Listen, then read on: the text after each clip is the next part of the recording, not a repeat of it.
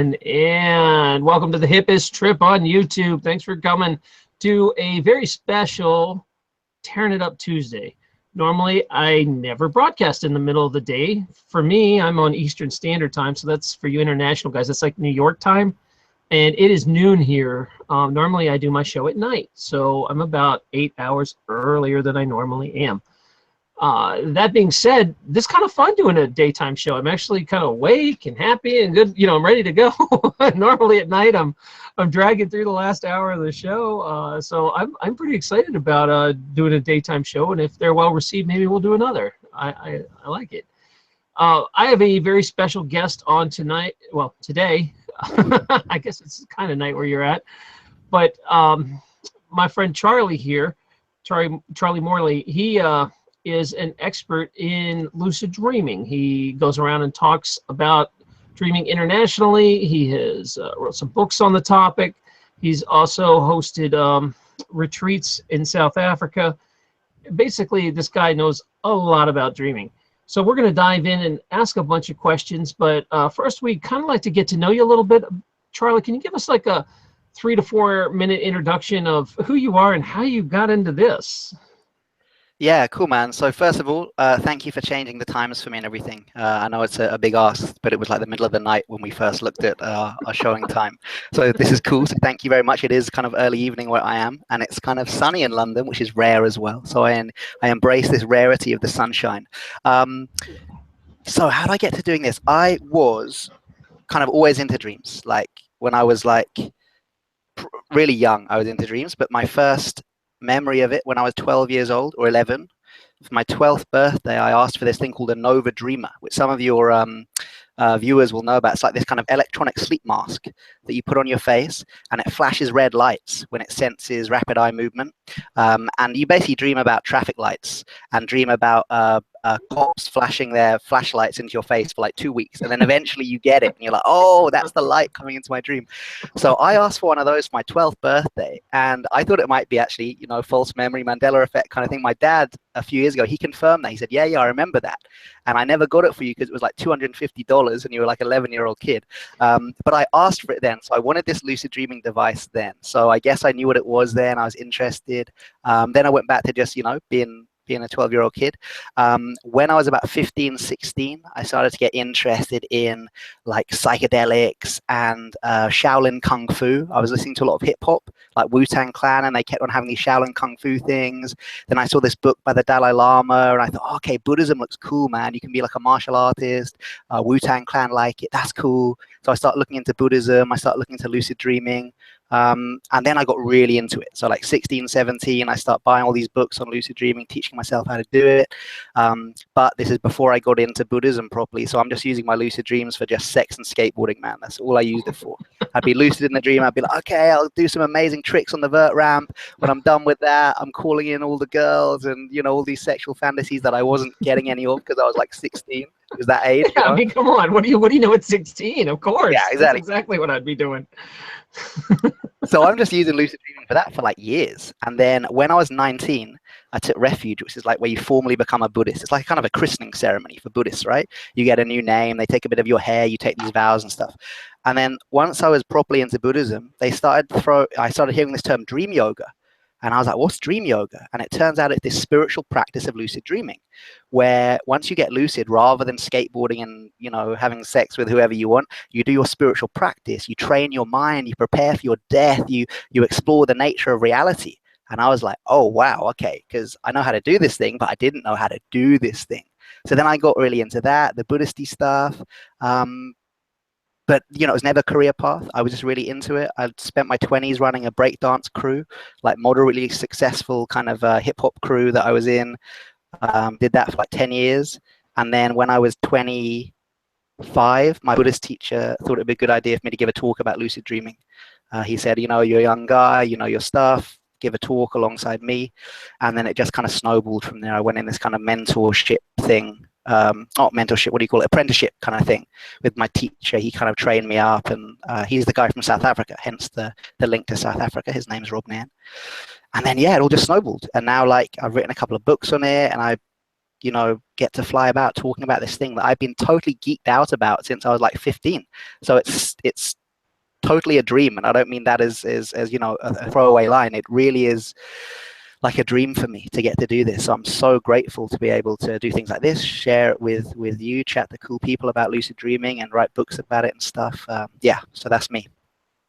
That's a heck of a journey from a hip hop Yeah, I breakdancing know, crew that's right. to doing spiritual retreats. But you know, I can't judge because we all come from different areas. If you ever look and hang out with the Mandela community, man, there's some weird backgrounds that we all have. You know, there's accountants and lawyers and doctors and bankers and truck drivers and plumbers, and all of us are still trying to I would say sort of seek some sort of spiritual awakening. Yeah, Or trying to. I mean, I can't speak for everybody, but I mean the people I hang out with are usually a very positive vibe kind of person, trying to raise their vibration sort of person. And so I see that a lot, and it's just fascinating how you start life in one calling, and then all of a sudden, you know, you shift gears like to yeah, who would have ever thought you'd be doing this, you know, when you were exactly. so. Totally crazy. And yeah, you know, the more I move away from that scene, the more I see it was a perfect preparation. Because like I was like the rapper in the group, right? I was like a kind of did spoken word poetry and hip hop rapping and stuff like that. And of course, that's perfect preparation for giving talks. It's stuff like how to use a microphone, how to communicate properly, how to expand your vocabulary. You know, rappers, not me, but some of these great rappers have these amazing vocabularies and stuff. And then organizing the breakdance events, that was like how to organize a workshop, how to get people into a space, how to hire a room. So although it seems really really kind of weird, I see now actually it was probably all the same path. It was just a really weird way to get here. Yeah, the universe is weird like that. Like I was a women's rugby coach for years, and Wow. I coached rugby, and I coached high school and college, and so for those years where I learned how to communicate with people and talk to them and try to encourage them, you know, that stuff has been useful for what I'm doing now. It's really What a weird cool how. thing. I used to date a female rugby player. Yeah, they're awesome. Ruggers are Yeah. crazy. She You female ruggers are awesome. They're it was nuts. like you'd go out with them and it was like they were drinking each other under the table, but then the next day they'd be training so hard. I thought, wow, what a, you know, big energy, let's say that. Yeah. Yeah, I miss the rugby lifestyle, and I don't. It Yeah, is I it see is that. my liver does not miss it, but I miss the fun. So let's get down to brass tacks and start talking about lucid dreaming. First thing people are gonna want to know is, what is a dream? What do you guys think? You've been studying dreams forever. What is a dream? Why do we dream? Like always, I try and give you the kind of three perspectives: the neuroscience stuff, the Buddhist stuff, and the kind of Jungian psychological stuff. Scientific perspective on it seems to be, main theory is memory reconsolidation. So we dream about things we do in the day or that we have done in the day to update our memory systems and our survival systems. So, you know, the fact that we could dream about what would happen if I would fight the saber-toothed tiger? What would happen if I run from the saber-toothed tiger? What would happen if I hide in a tree from the saber-toothed tiger? The fact we could dream about this, some evolutionary biologists believe that's what got us to top predator on the planet, was our ability to reflect on dream experience. So there's one theory, reconsolidation of memory, and that's pretty strong. They've done stuff like teach mice ways to get the cheese in a maze. Then that night, half the mice, they stop them dreaming. I have no idea how you stop a mouse dreaming. I mean, what do you do? Wait to get to sleep and then like poke it or something? But anyway, they stop the mice dreaming. Those who don't dream can't find the cheese the next day. So they believe it has something to do with memories. Buddhist point of view is very interesting. Dalai Lama was asked, why do we dream in Buddhism? And he says, actually, if you look at it in Buddhism, there's no cut and dry explanation as to why we dream other than the use of the dream state for spiritual practice, as in to practice lucid dreaming. So from a Buddhist point of view, every dream we have is an opportunity to get lucid and to recognize the illusory mind with this self-reflective awareness. So that's interesting. And then from a Jungian point of view, the reason I'm interested in Jung is because my teacher, Rob Nairn, he was a Jungian psychologist before he became a Buddhist teacher. Jung never mentioned lucidity, although he did talk a lot about dreams, obviously, and he saw dreams as these expressions of psychological content. revealing itself in order to be integrated into the wholeness of the self. So dreaming was kind of like psychological MOT. MOT, is that work? Psychological kind of checking in for the mind, so we could integrate psychological material that we'd garner throughout the day. Yeah, I've heard that it was like a processing that, you know, you try stuff out in a dream that you can't do in real life, so you don't kill yourself. Yeah, here. I mean, that sort of stuff. You know, maybe. Yeah, problem solving. Lucid dreaming, though, that becomes much more obvious what this is for. I mean, once you become conscious within a dream, you're in a very similar state to hypnosis. So you're conscious in the unconscious mind.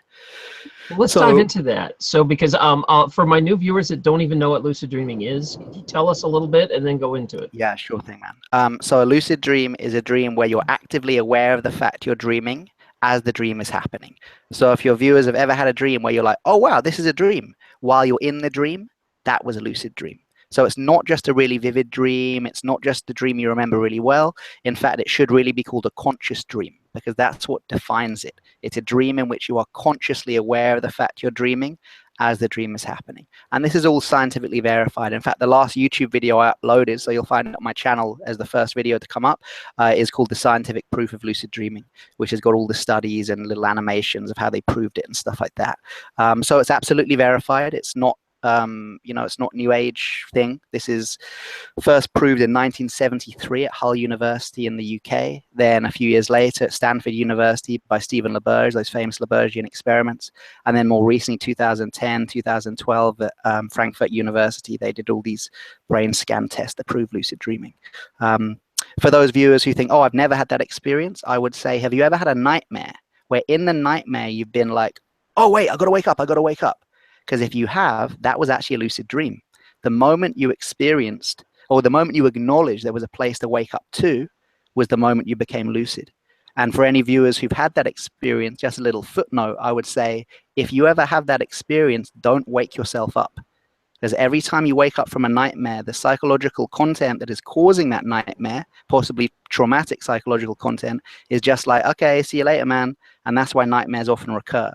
Whereas if you can stay in the nightmare of lucid awareness and show the dream, I see you, just the act of witnessing that psychological content is enough for the integration process to start to occur. Yeah, we're going to get into nightmares more too, for sure. But let's start with the basics on, say somebody wants to lucid dream. How do they start? First thing is to try and remember your dreams. A lucid dream is a dream where you're conscious of the fact you're dreaming as the dream is happening. So the best thing you can do to get to that stage is to become more conscious of what you're dreaming about. So start keeping a dream diary, start writing down your dreams in the morning, start seeing patterns. You know, if you keep a dream diary from now for the next 14 days, like 2 weeks later, you're going to be able to see certain recurring patterns in your dreams. You might see, oh, look, I always dream of my dead grandma. Or, oh, wow, look, I always dream of that beach we used to go to as a kid, but I haven't been to for 20 years. You'll start to see these patterns. And with those patterns, you start to create a lucidity trigger, because you say, oh, that beach only happens in my dreams, or seeing my dead grandmother only happens in my dreams. So the next time you dream of your dead grandmother, or you're on that beach you were as a kid, something clicks, or if you place the trigger, it will click, and you go, aha, that's what I dream about. In fact, I'm dreaming now. So this is the process of spotting dream signs. Essentially, we want to become really conscious of what we're dreaming about. The more conscious we can be, the more likely we are to become conscious within the dreams. But, you know, I'm oversimplifying here. There's like literally books worth on the subject. But to get started, that's a great thing to get started with. Right. And now, what if people, I'm sure you hear this all the time, I don't remember my dreams, or I don't have any dreams at all. What do you say to them if they want to get started? Two different things there. People who say, I don't remember my dreams, that's all good. Sometimes we don't remember our dreams. It's when people who say they don't dream, that's when I get a little bit like, oh, okay, well, look, everybody dreams, right? So we know this scientifically. The only people who don't dream, if you've had a stroke to a certain part of the brain, you might stop dreaming for about 6 months. But apart from that, everybody is dreaming every single night. Based on an 8-hour sleep cycle, you're having 4 or 5 dream periods a night. How many dreams are in a dream period? How long's a piece of string? But most people having dozens of dreams a night, right? But some people don't remember them. For people who don't remember them, I just say this: when did you last try? And they often think it's a trick question. They're like, what do you mean? And I say, literally, when did you last try and remember your dreams? And they say, well, you don't try. You either remember them or you don't. And I'm like, if you go to a shopping, a supermarket, you need to buy some food. You don't go in the supermarket and go, what did I want to buy? Before you go to the supermarket, you say, okay, what did I want to buy? I wanted to buy this. That, you try and remember before you go to sleep. So tonight, if these people, if anyone's watching who thinks they don't dream, before you go to sleep, I want you to plant in your mind the affirmation as you fall asleep. Say to yourself, tonight I remember my dreams. I have excellent dream recall. Really implant that suggestion. Tonight, I've watched this YouTube chat. I'm really going to see if I can do it. You know what? I'm going to nail this. Tonight, I'm going to remember my dream.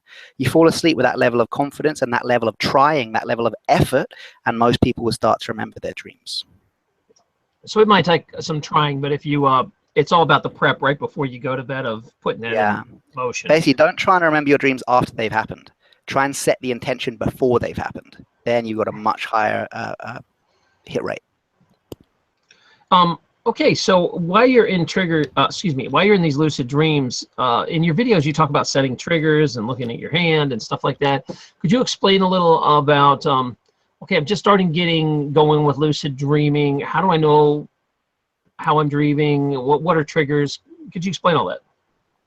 Okay, so there's something called reality checking. Some people think sometimes they're in a dream, they see a trigger. So they're in the dream and their dead grandmother appears and they think, oh, my dead grandmother, this is like a dream sign, I must be dreaming. And then they look around and they're like, oh, no way, this can't be a dream, it's so realistic.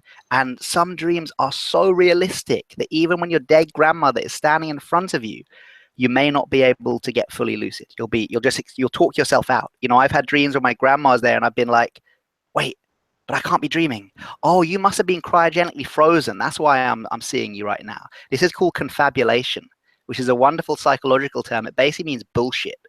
It's the egoic sense of self's default safety mechanism that bullshits its way to maintain the status quo or its status reality. Psychotics do it all the time. And when we're in the dream state, we enter this kind of state of mild psychosis where all this crazy stuff's happening, like we're seeing our dead grandmother or there are talking dogs and stuff like that, and we explain it away. We go, oh, this is totally normal. Lucid dreaming is about reversing, bringing some sanity into the insanity or seeming insanity of the lucid dream state. And we do this by recognizing those triggers and also doing this thing called reality checking, which is where throughout the day, whenever something weird happens, whenever something dreamlike happens, you ask yourself, well, look, could this be a dream right now? Well, probably not, but I've had dreams that look as realistic as this. I've had dreams where I'm having, video conversations with people. So maybe this is a dream. Let me check. And one of the most famous ones is you look at your hand and you count your fingers, 4 fingers and a thumb. Flip your hand over, flip it back. Okay, still 4 fingers and a thumb. The hand didn't change. So I'm probably awake. Now, if you go through that same process in a dream or a pre-lucid dream, 9 times out of 10, the hand will change. A lot of people know this. What a lot of people don't know is the neurological reason why. It's to do with the fact that a very specific brain region has very little blood flow in the pre-lucid dream state. And it's the brain region that works with the replication of detailed patterned imagery. So if you try and replicate a detailed patterned image like the palm of your hand twice in a row within a dream, the brain struggles and you'll get an incomplete rendering. So you might get like an extra finger or no fingers at all. Your hand might change. And then you go, okay, I'm clearly dreaming, my hand changed. It sounds totally nuts when you first hear it, but I'm almost certain now some people in the chat window, in fact, I'll open it in a minute and see, has anyone seen their hand change in a lucid dream? And I'm sure some people will have seen it. Everything from extra fingers to to the hand turning into a fireball or dissolving completely. So we do these checks in the day that then come into the dream. We basically dream about doing stuff that we do in the day. So we raise our awareness in the day. That awareness comes into the dream state and we can get lucid. Yeah, you talked about that in your video that you actually check your hand in the daytime just to develop that pattern of doing it. So exactly. When you're in your dream, you just automatically do it. That's really amazing. I never knew that was that easy, that you could just put a trigger. Because I've seen these movies and read these things and heard people talk that they put in a purple sun in their dream and it'll appear or whatever, and that doesn't necessarily happen as easy as I think. Just like looking at your hand seems very simple. I could probably do that. Yeah, and of course the great movie one is Inception. This is the one everyone knows. In the movie Inception, the main character is having so many lucid dreams. Sometimes he wakes up and he's unsure, am I still dreaming or not? So he has a spinning top. and he spins it. And if it falls over, that means there's gravity, so he's in the waking state. If it keeps spinning, there's no gravity, so he's still dreaming. And he uses that, like, my hand is my totem. That's what I use to tell what reality I'm in. Of course, the spoiler alert is, and I'm sure some of your viewers will know this, the spinning top is not his totem.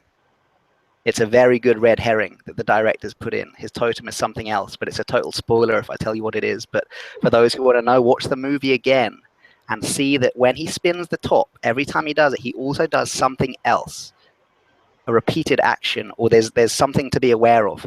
And if you're aware of that, you see what his totem is. I figured the movie's been out like 5-6 years. You can go ahead and say what you want to say about it. Oh, I don't want to spoil it for any dreamers. It's just, at this point, it's fair game. But that's not his totem. Let's say that. Yeah. All right.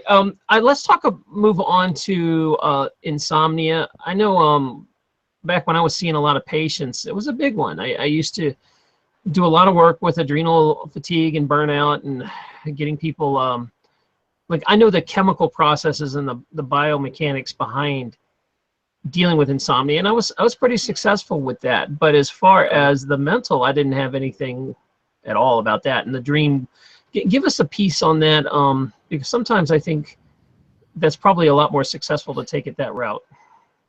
It's interesting. My teacher once defined insomnia as the process of trying to fall asleep.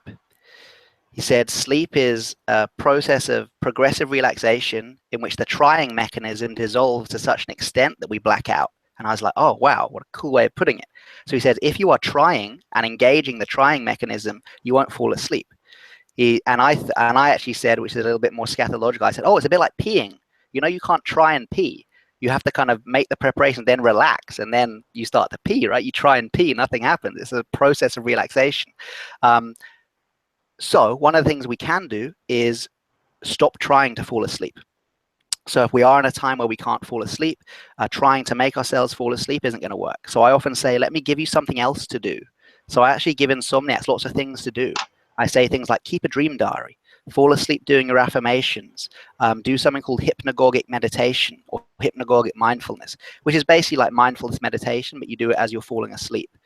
Now, strangely, or not paradoxically, I found that giving insomniacs something to do means that while they're trying to do that, they're not trying to fall asleep. And so the process of falling asleep can happen much more naturally. Even something like keeping a dream diary. You know, insomniacs look at me and say, keeping a dream diary, dude, I just want to sleep, let alone write down my dreams. And I say, yeah, but the good thing about a dream diary is it proves that you slept. When you wake up and you write down a dream, at an unconscious level, you're proving to yourself, oh, I definitely entered REM sleep. So I know at some point I did have a full sleep cycle, because REM comes at the end of the sleep cycle. So the process of writing down your dreams can be nice kind of proof that you're dreaming. And also it brings you into more of a sense of friendship with the sleep state. Because often with insomniacs, and I know because I had it when I was younger, we get to a point where we're so kind of unfriendly with sleep. Sleep is the enemy. And then again, that further exacerbates the separation between the relaxation mechanism and sleep. Whereas when we start keeping a dream diary, start practicing lucid dreaming, we're moving into a sense of friendship with our sleep, which can help insomnia as well. I never heard that. Yeah, that's fascinating. Do you find that giving them like left brain activities, you know, sometimes helps with that? Like if they're doing, lets their right brain come out for sleeping? I mean, does that tie into what you're saying?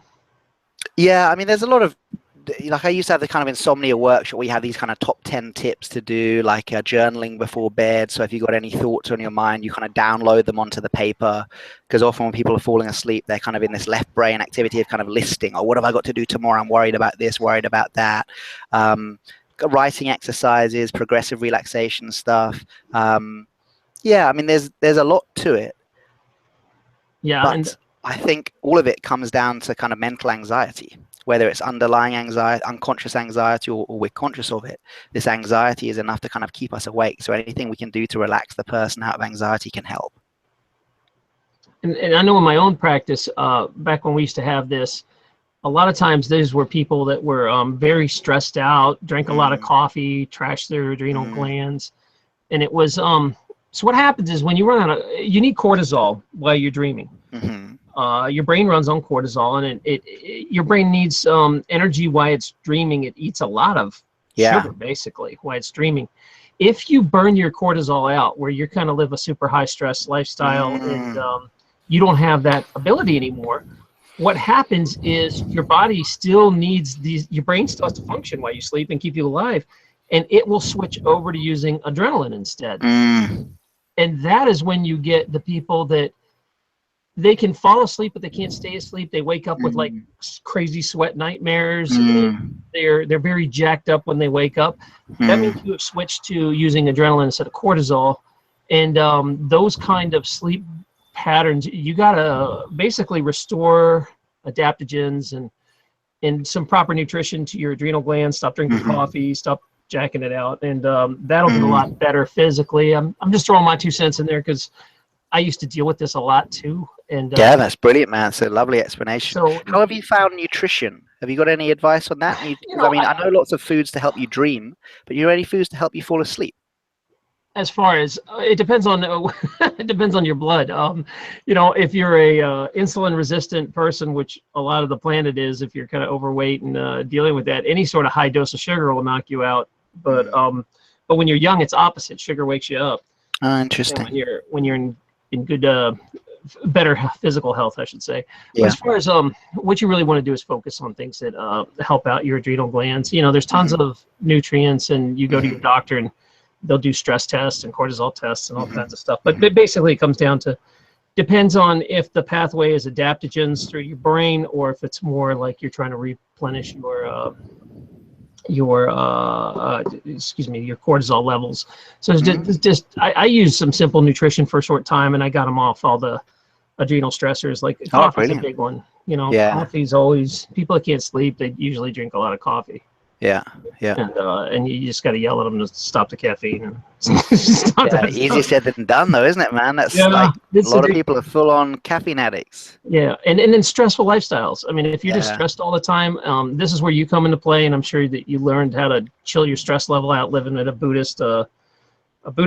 That, you know, a lot of people don't do that in life. They just let the stress and negative stuff just destroy their life. And totally. Having said that, you'd be surprised what goes down in a Buddhist center, man. Everyone thinks I want to hear all we're all like totally zenned out, and then they come here, they're like, it's all kicking off. Is it mainly people that are trying to find inner peace, or people that already have it? And that's what I'm wondering. Exactly. This is interesting. I'm like, people think that the people who live at Buddhist centers are less effed up than everyone else. I'm like, no, we're more effed up. That's why we're living in a Buddhist center.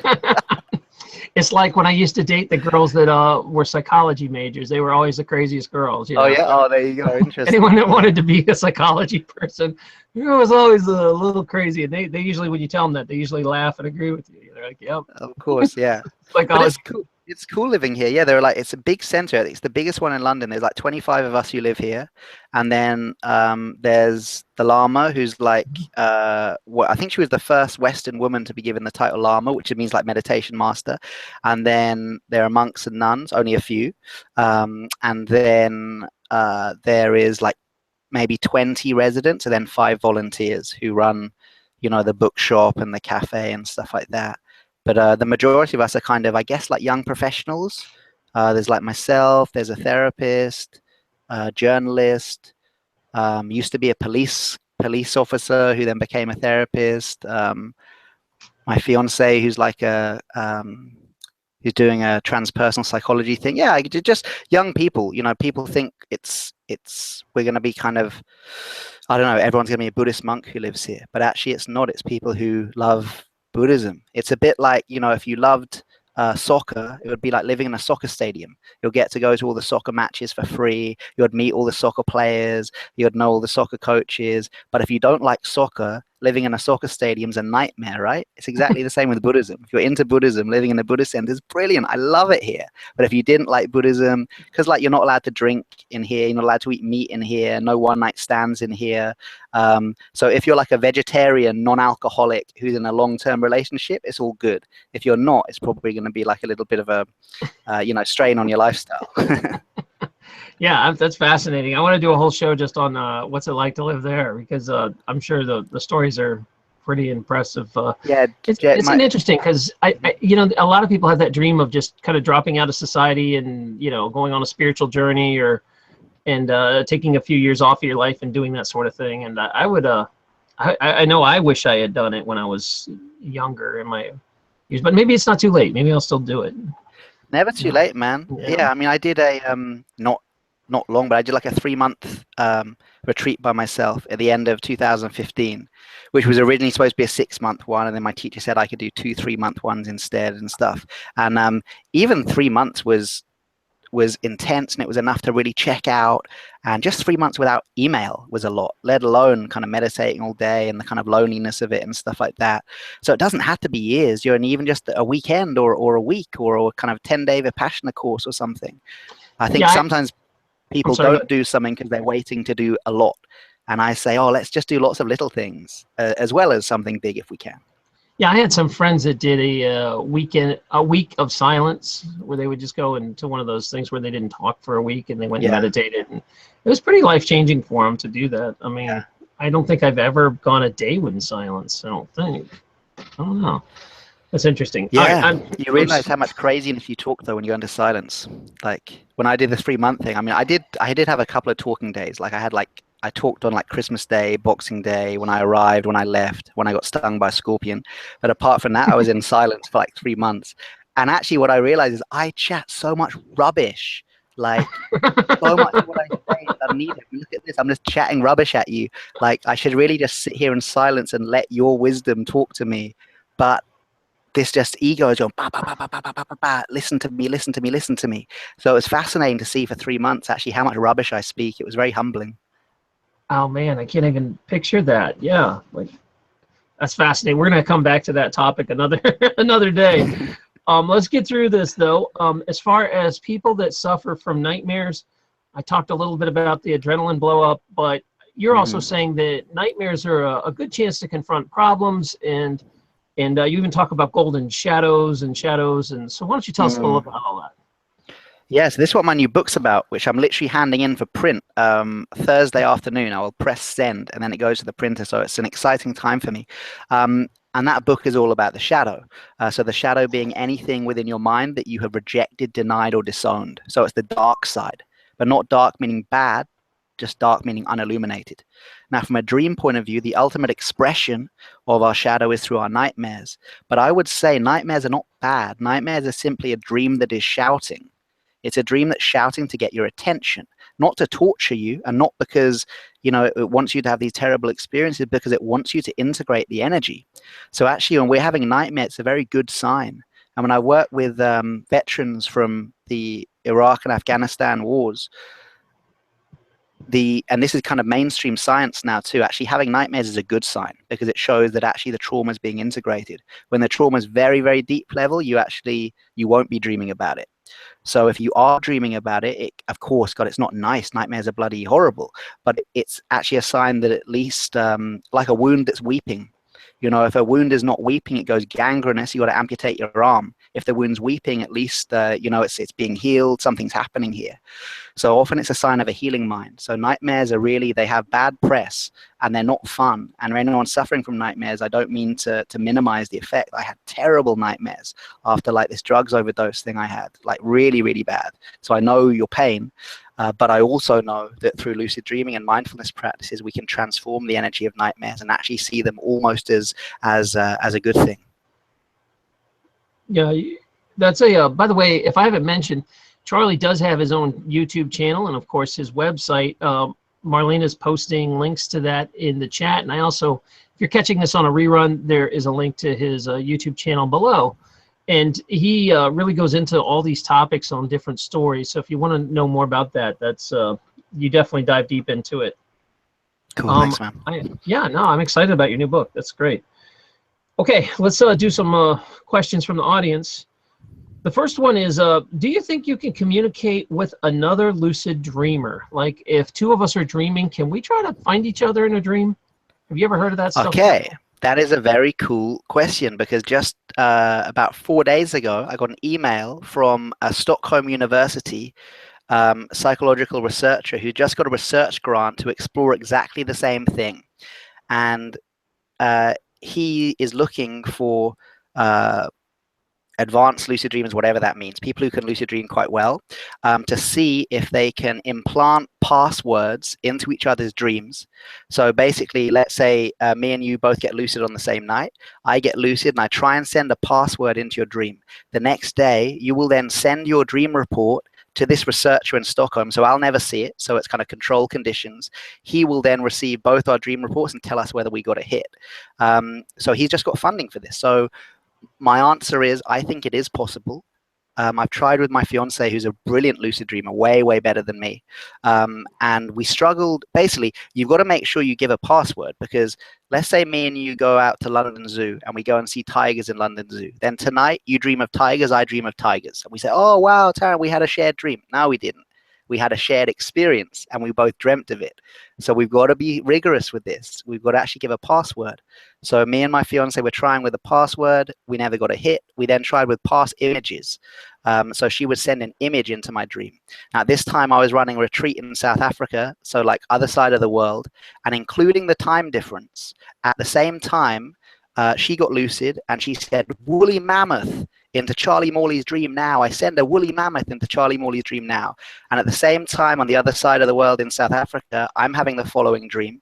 I'm walking down a street in London, like urban environment, and then this elephant walks in. And in the dream, I'm like, what the hell's an elephant doing here? What a weird dream. And it walks up to me and bows its head and goes like, ooh, ooh, with its trunk. And I'm like, oh, what, it wants me to ride it. So I get on this elephant. I'm riding an elephant through London. And in the dream, I'm telling myself, this is such a weird dream. Where did the elephant come from? Then 2 weeks later, I get back from South Africa. She says, what did you dream about on August the 11th at 4 a.m. UK time? I checked my dream diary, said, oh, okay, I know what I was dreaming about. It was some crazy dream with an elephant. So she sent a woolly mammoth. I got an elephant. We can't say it's a direct hit, but maybe there's potential. That's really fun.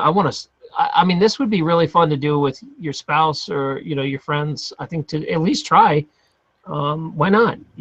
I would do it. Yeah, in fact, if there are any lucid dreamers here who are watching who have a stabilized practice so they can intentionally lucid dream at least like 2 times or more a week, and they want to be part of this study, he is actually looking for study participants. So maybe, people who've got like quite a few years of experience who can do it pretty well, then do get in contact through my email or YouTube, because he's looking for participants. That'd be great. Yeah, I'm very lucky in a sense that I fall asleep super fast, super easy, and I can lucid dream like crazy.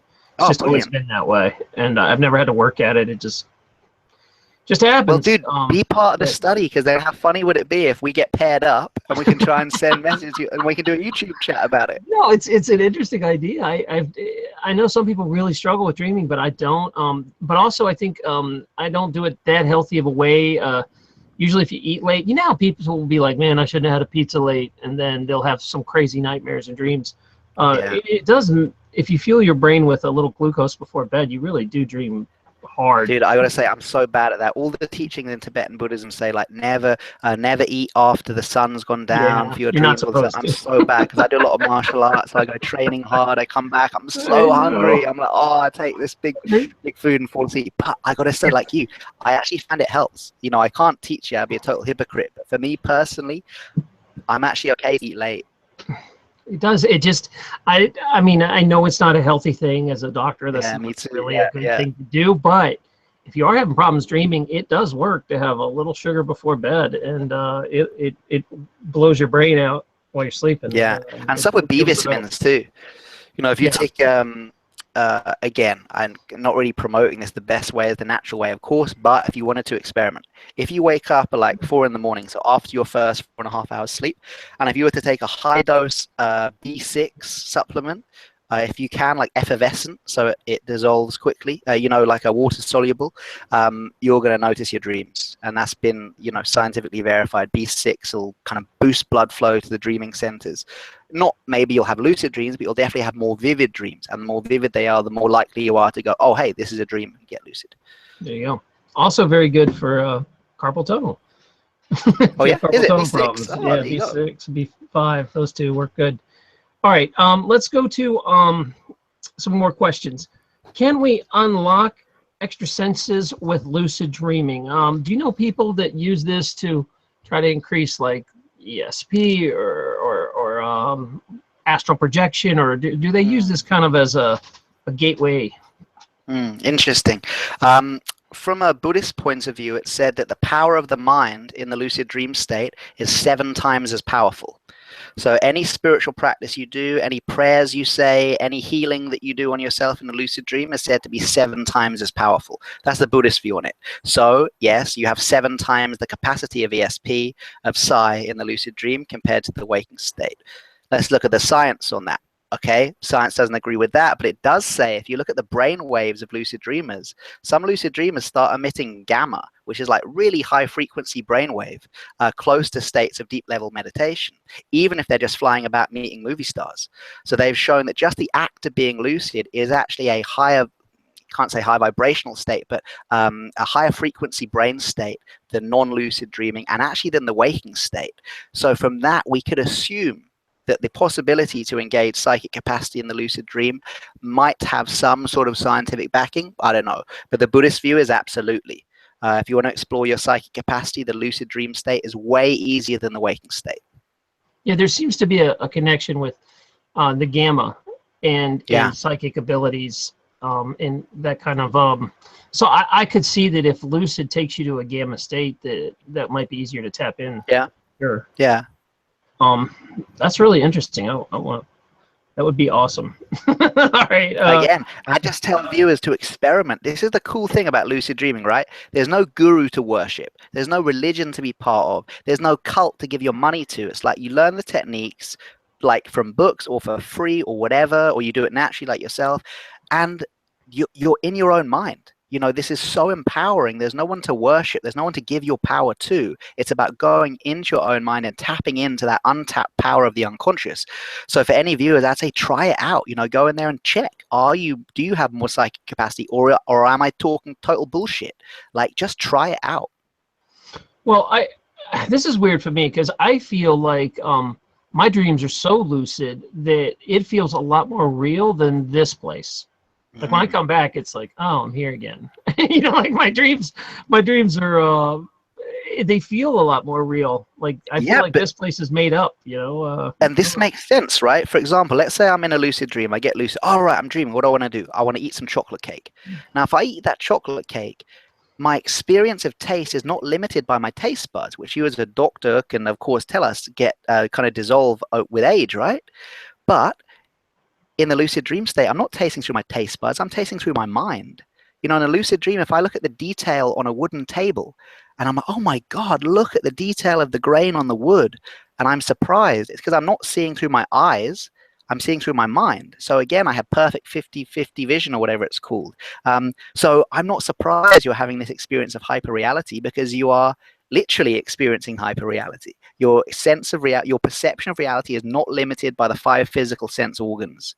You're actually moving into that 6th sense capacity. So yeah, no wonder waking state can seem a little bit dull compared to the lucid dream state. But just before anyone says, oh my God, then does lucid dreaming make you stay in bed all day and reject your life and all that stuff? No, it doesn't. You know, if I've had a really good lucid dream, I can't wait to wake up and start living life. You know, if I've been flying through the sky in a lucid dream, I can't wait to fly beyond my limitations in the waking state. If I walk through a wall in a lucid dream, I'm training my mind to walk through the brick wall of my own bullshit in the waking state. If I embrace a demon in the lucid dream, I'm training my mind to embrace the demon of my fear of spiders or my fear of confronting my relationship issues or whatever it is. It's like a rehearsal space. So actually, it's not about staying in bed all day. It's about when you are in bed having those great lucid dreams, but then it's about waking up and embracing life. Thank you. That's pretty deep. I did get a question. I keep getting questions about dreaming and premonitions. Okay. A lot of the people in this community, I seem to be attracting the last few months a lot more healers, psychics, that kind of vibe person. And so some of them have premonitions when they dream. What's the deal with that? Personally, I think it's totally possible. I've had too many experiences myself that have been validated, and I've heard too many experiences from people who've had no reason to lie to me for me to think it's rubbish. I think it's true. I don't think they're all premonitions. I think the vast majority of our dreams are not prophetic, but some of them are prophetic. Jung was interested in this. He spoke about premonition dreams, or well, premonition means pre-warning. Prophetic means just kind of pre-knowing. So let's say prophetic dreams. He said that prophetic dreams were actually more about preparation dreams. They were preparing. He said that the unconscious mind sees so much that it can make kind of algorithms of possibilities based on the huge amounts of data it has, which the unconscious mind has limited access to. So let's say that I have a dream tonight that two of my close friends are going to get married in 1 year from now. And then 1 year later, these two close friends get married. And I'm like, oh my God, I checked my dream diary. I had that dream. It was a prophetic dream. It was a prophetic dream, as in I saw what would happen in the future, but it doesn't necessarily mean it's a mystical experience, because it could be that although consciously I didn't notice it, my unconscious mind noticed, those two friends are spending more time together. Oh, look, they had a shared touch over coffee that morning. Oh, look, they're speaking to each other on Facebook. You know, all this stuff that consciously doesn't go in. The unconscious mind is recording everything. It's a huge hard drive of information. So on the basis of that huge amount of information, it can sometimes make pretty good predictions of the future. So that's an interesting kind of pseudo-scientific view of how premonition dreams might, prophetic dreams might be working, is that actually it's just based on the power and the data gathering of the unconscious mind. I would say that's a reductionist. There have been too many experiences I've had and other people, trusted people have had, where it has been just straight up psi phenomena. People have seen the future through their dreams. I don't know how to explain it. Any scientific rationalist, feel free to tell me I'm wrong. But from my own experience, which is, of course, all I can really go on, I think they're absolutely possible and true. Some of them. I know personally, I've had a few, and I think everybody's had that feeling where they've dreamt about something and something's sort of come true, or, you know, I think it's kind of common, but if you do it a lot, then there's got to be something to be said for being past the chance, you know, factor. Yeah. I actually I've got a chapter on this, actually, if anyone is interested. In my first book, Dreams of Awakening, I've got a chapter on prophetic dreams, where I basically look at the science, I look at the possibilities, and I look at the mystical stuff. And that's pretty thorough. So if people want to check out that, it's Dreams of Awakening. Yeah, and you should make a video about it, right? Yeah, okay, go spend some YouTube time. People want you back on YouTube. Go to your YouTube too. All right, and then the now I got distracted by your YouTube. You know what was funny is I've had ability in my life that I used to dream write. I was an author for a few years after after I sold my practice. I wrote some fiction books, and I never had writer's block because I would just dream the storyline when I went to bed. Wow, and then I'd wake that's up so and cool. I'd write it. So almost all my novels are just right out of dreams. I never really had to think about it. And I to me, it's like always been a tool. You can just use dreaming to solve problems or do stuff for you if you just think about it before you go to bed. Yeah. And, it's really neat. Dude, that's really interesting you say that. There's actually a woman who maybe you'd like to get on your show. She's called, just because her author name is different, her real name is, Dr. Claire Johnson. She's an British academic who wrote her PhD thesis on creativity through lucid dreaming. And she basically wrote 2 novels from within the lucid dream state. So what she would do was, just like you're saying, get lucid and then literally call out to the dream, you know, how should I end chapter 1? And then she'd do stuff like she would embody the character of John, actually enter into his body and see, how does John walk? Wow. What, you know, actually enter it. So she had great characterizations in her books because she was able to literally sit in their shoes, and she wrote a PhD on it. So, you know, she's interested. Yeah, Claire that takes it to a whole different level. Yeah, I know. That's awesome. I think that's really great. But anyway, that sounds like that's what you were doing, man, right? You know, all your cool ideas from the dreams and stuff. That's exactly it. That's just the way I did it. People would always be like, so what's your writing process? And I'm like, nah, man, you don't want to know. Yeah, they'll be like, I have no writing process. I just watch it and record it. It was pretty weird. The other thing is, some people say that they try to lucid dream and they feel that they're astral projecting or they're leaving their bodies. Have you ever? Someone asked me to ask you about if they lose their physical form in the dream or dissolve into the dream. What do you say to all that sort of thing? It's interesting. You know, this is a hot topic of debate. Again, I'll just give you what I kind of think and know about it. there are definitely lucid dreams. We know lucid dreams are real. We got all the brain scans, and we also know that out-of-body experiences happen. Now, we don't know that scientifically. Science has not validated the out-of-body experience, but they do know the brain waves of people who claim to be having out-of-body experiences, and they are not the same as dreaming. So we can say that the out-of-body experience is not a lucid dream. We can say there's lucid dreams and there's out-of-body experiences. However, it is also possible to have an out-of-body experience from within the transitions into and out of sleep. The hypnagogic as you go into sleep, the hypnopompic coming out of sleep. That doesn't mean you're in a dream state. It means you're using the transition periods where the energy body starts, the kind of glue that sticks the energy body to the physical body starts to become loosened in those transition periods, hypnagogic, hypnopompic. Those are very more easy places to boost out and separate. However, you can also go into the lucid dream, do a certain meditation practice within the lucid dream that then boosts you out of your unconscious mind and into the collective unconscious. Again, this is not scientific. This is the kind of Buddhist and spiritual view on it. So they definitely exist. Astral projection. I used to think it was rubbish. I used to think it was just people having lucid dreams who were kind of having a lucid dream that they had an astral projection. And then I went to an astral projection workshop. Oh, your mic dropped out there for a sec. Are you still there? Charlie? Oh no, he went away into dreamland. Charlie, come back. I think he's having some sort of his internet must have froze there for a sec. I've got a few more questions for him, so hopefully it clears up when he comes back. If not, Charlie, if you can still hear me, drop out and come right back in. It should fix it. Stuff. Oh, there you go. I realized. There you go. Charlie, we missed about a minute of that. You no. up. So That's okay. Your internet froze. So let's try it again. Oh. Okay. You were talking about that you were kind of unsure about astral projecting. Oh yeah. And people coming in. Sorry about that. Yeah, so I thought it was, I thought it, well, I'm sorry, my internet. Yeah, I thought it was all kind of rubbish, that people were just having lucid dreams and confusing the two.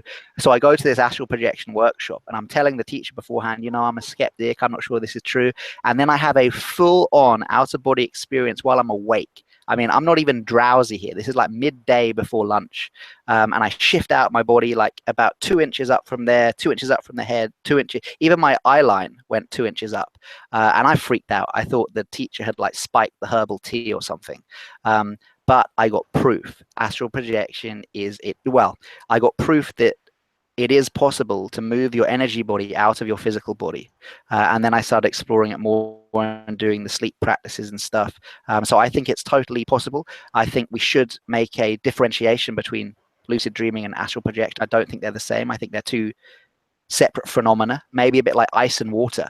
They're the same chemical substance, but very different kind of feels to them. Yeah, that's my view on it, but I'm open to debate. Yeah, it's one of those things that it's hard to believe astral projection or remote viewing until there are a lot of people that come back with stuff they shouldn't know, you know, or have had some sort of experience. So it you know, at this point, I don't disbelieve anything. You know, I've seen so many exceptions to the rule that I just stopped.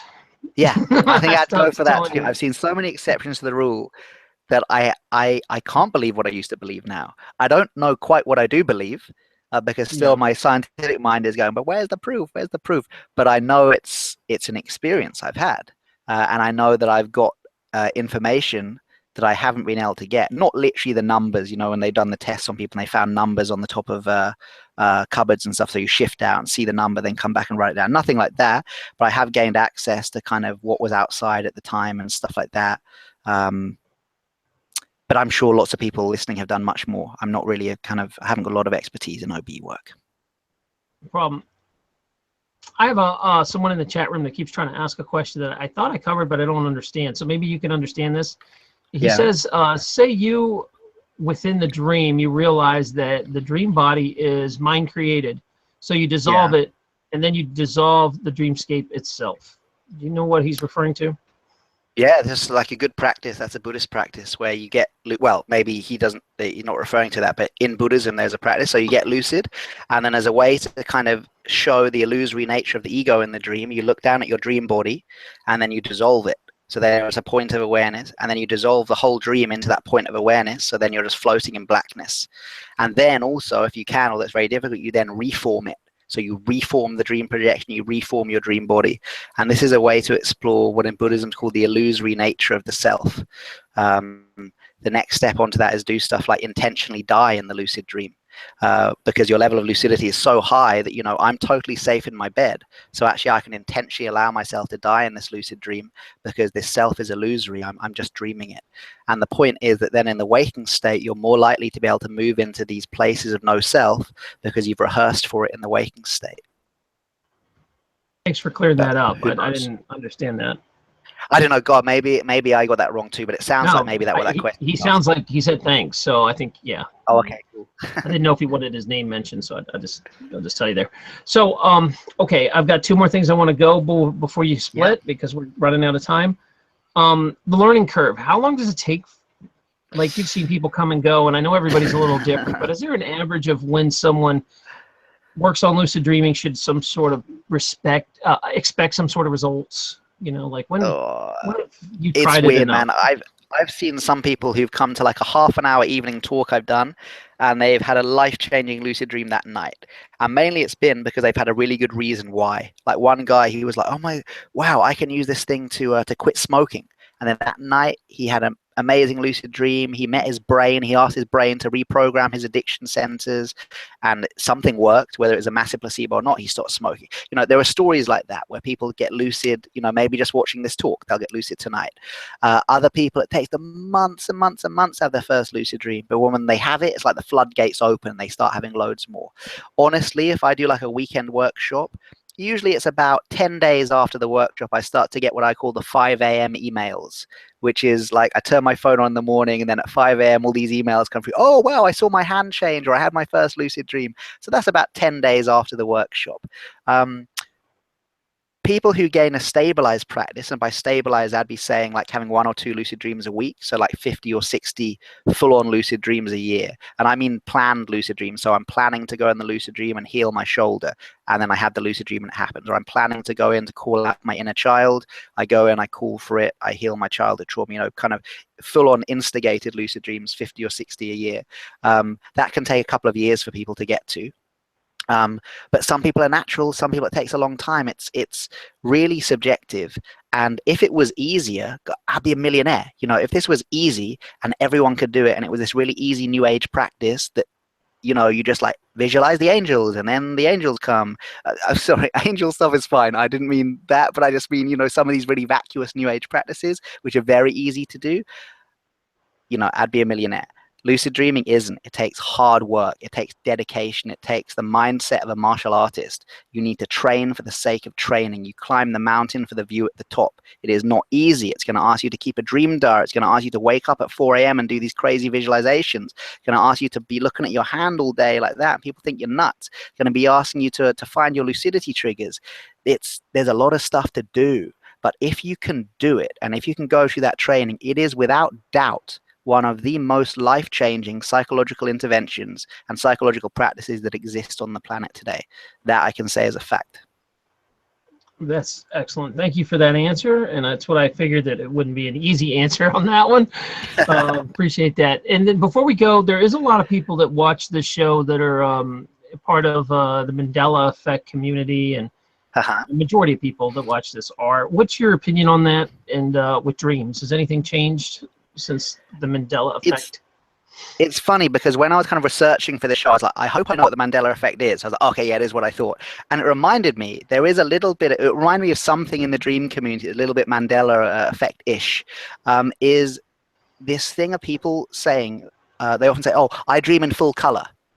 And I say, what else would you dream? And they say, oh, well, some people dream in black and white. And I hear that again and again. It's like, nobody dreams in black and white because nobody lives in black and white. we dream about what we've been doing in the day. Why would we suddenly switch to black and white? What happens to the cones and rods in our eyes? We're not dreaming through our eyes, we're dreaming through our mind. So the whole black and white thing was a myth. So I started to research into it. And I realized some of the first dream research was done late 50s, early 60s, at the time when a lot of people were switching from black and white to color TV. So there's one theory, which is that actually those early dream reports of people dreaming in black and white were simply the people who were still watching black and white TV before bed, because the studies would be told to go home and keep a dream diary for 2 weeks, then you come back into the lab and they ask you about your dreams, this kind of stuff. So it could be that just the people who were watching kind of a couple of hours of black and white TV before bed, then their hypnagogic imagery and the dreams following it were full of black and white images, not because they were dreaming in black and white, because they were remembering watching the TV show. So that's quite interesting. So kind of that's Mandela effect-ish. Yeah, it's definitely never heard that one. So that's, and I find that interesting. I never thought about black and white dreaming, but why would they do it? Right. Yeah. However, a cool thing if you get lucid is try and turn everything in the lucid dream black and white. That can be cool. So get lucid and try and go to grayscale and boom, back to color, then grayscale, back to color. It's kind of well, not super difficult, it's super challenging, but that's quite a cool thing to practice in the lucid dream. Thanks so much, Charlie. I'm trying to respect your time for your hours. Oh, thanks so much, man. You're like bang on time. That's brilliant. You got to run. But if you want to say one last thing, and guys, remember, if you're just tuning in, you can find Charlie's website and his, well, I should say his description. In my description below also is a link to his YouTube page that'll take you to everything you need. And cool. Check out and support his new book, definitely, if it's interesting. So go ahead and tell us, give us a plug for the book, and tell us what's going on. Yeah, man. So I've got this new book coming out called Dreaming Through Darkness. It's all about shadow work. It's the first book I've written which isn't solely about lucid dreaming. The first two are lucid dreaming guides. This is a book where 3 chapters are about lucid dreaming, but 10 chapters are about waking state lucid living. So it's my first kind of venture into waking state self-development, and it's all about integrating our fears, working with our shame, moving into shamelessness, and living a fully awake life. And that's on pre-order now, so if you like my stuff, that'd be really cool if you wanted to check that out. But then, yeah, I'm on Facebook and Instagram and stuff like that. Charlie Morley, lucid dreaming teacher, or Charlie Morley, lucid dreaming and shadow work. So connect with me, check out my YouTube. Yeah, but this has been really fun, dude. We should do this again. This is, you know, some interviews are a little bit boring. This one was not boring. This one was super fun. Well, if you ever get a chance, you know, when you want to come on a live panel when we're not doing this in the afternoon, yeah, that sounds good. Guest on, and we could ask some questions and get into this. So let's have you back with not so much of an interview format, but of a roundtable, and I think it'd be a lot of fun. I'd love to. That'd be a pleasure. Thank you. Well, I'm glad you dig it. Also, just so you know, we have a Discord chat room, which is like a old school group chat. Yeah. You can use voice or you can text chat. And for any of you guys that are new that are listening to the show, we have a community that hangs out in there just about every day. You can go in and talk to some people that are like-minded, that don't think you're crazy to talk about this stuff. And it's a nice, safe kind of environment where we keep it troll-free. So if you want to go in there and explore and talk to people, we'd love to have you. Marlena hopefully will post some links. Also, if you're a Christian and that's more your style, we do have a Christian chat room too, of people that are affected by the Mandela effect. Maybe we can post both those on the Discord. They should also be in the link. Either or, we try to support everybody on the show, all flavors, all sizes, everything. So I appreciate that, Charlie, and thank you so much. I'm going to hang here for a minute and talk to everybody. Thanks so much. Cool. But go ahead and just drop out of the call, and I'll see you. Okay, thanks a lot. Thank you, viewers. See you later. Bye, buddy. Just a little bit of housekeeping. That was a really fun conversation. I have to say, I kind of dig doing a show in the middle of the day, even though we probably only had about, 70, 80, 100 viewers on and off. Probably when I look at this, it'll be a few hundred viewers coming and going. But it was kind of fun doing, because this is a different crowd. I got some international people that could actually make the show, and some people that are home in the middle of the day. So maybe we should try to do one again sometime. This was fun. The other thing is, I did want to thank you guys. Some of you are actually using the Amazon link already. That since YouTube killed the advertising, it's been a big hit in the pocketbook for a lot of us YouTube creators. So I'm asking people to instead to help me make up the difference by shopping at Amazon. Doesn't cost you anything, doesn't change your prices. All you do is go through my link first, and then you go buy whatever you're going to do on Amazon. So if you got a purchase coming up, you know, the spring's coming, you're getting your gardening stuff, I would really appreciate if you just take 10 seconds and go through my link. You'll see them listed in the descriptions. I've got one for the US, Canada, and the UK. So it really helps the show. It's actually working, and I saw some people using it, and it is making a difference. So I'm just going to try to remember to mention it every show, so people go, oh yeah, I gotta buy stuff this week. I'll remember to do it this time. I think it's one of those things I just kind of have to remind people, but it doesn't cost you anything, and it's a great way to support the show. So thank you guys. I really appreciate that, and thanks so much. I will see you guys in the Discord chat room. I'm heading over there now once this video closes out, and I'm sure this conversation about dreaming will keep going. See you guys there.